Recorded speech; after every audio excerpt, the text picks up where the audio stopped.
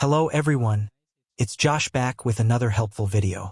Today, I'll be showing you how to obtain proof of payment using the Capitec app. Let's get started.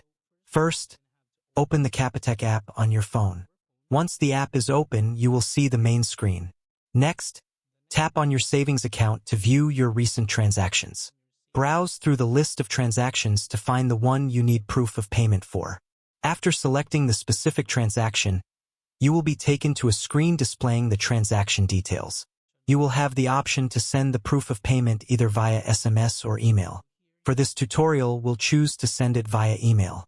Enter your email address in the provided field and tap the send button. Wait for the confirmation that the statement has been sent to your email.